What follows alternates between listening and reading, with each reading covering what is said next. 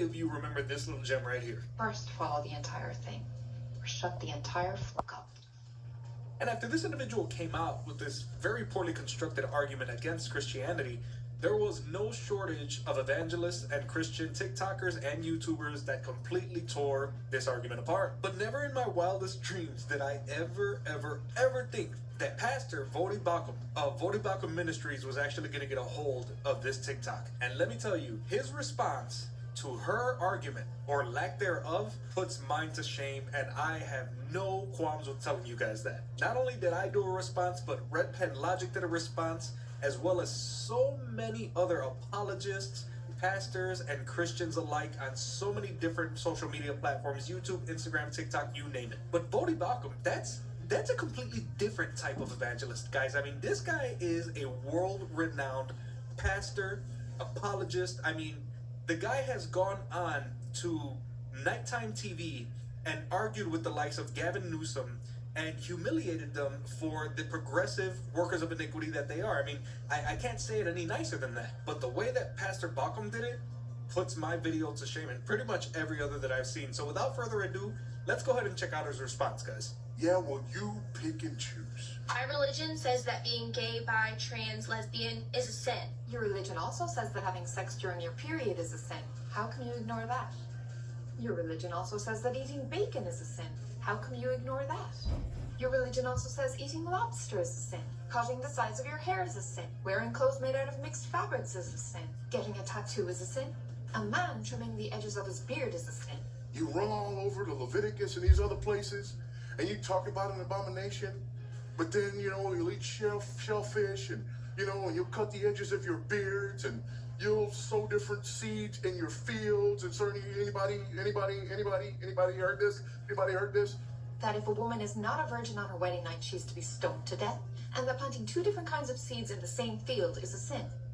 But that's too hard for you, so you've decided that God didn't mean any of that. He only meant the being gay part. Listen, if you're going to spread hatred towards others by quoting the Bible at them, make sure that you first follow the entire thing, or shut the entire fuck up.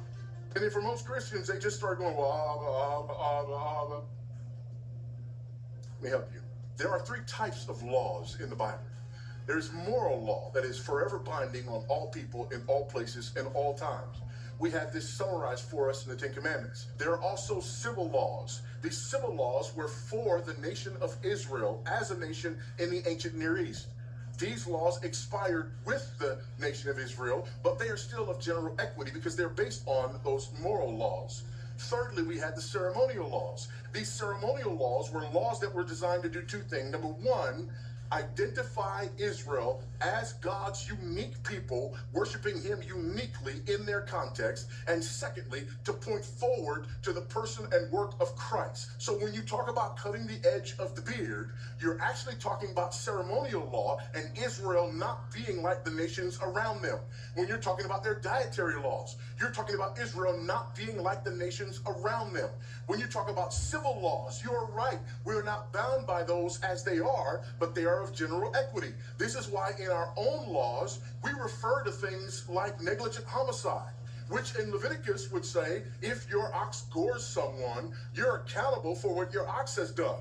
You don't have an ox, but you have other things that can hurt people. So we still have that same principle, which is based on our upholding of the sixth commandment. So the reason I pick and choose from the Old Testament is because, number one, New Testament writers do that and teach me how to do that. Number two, Christ has come and we are under the new covenant. However, he has fulfilled the whole law and he has actually enabled me to keep the moral law. The moral law hasn't gone anywhere. So it is still wrong for you to murder me or me to murder you. It is still wrong to commit adultery. It is still wrong to steal. All of these things remain.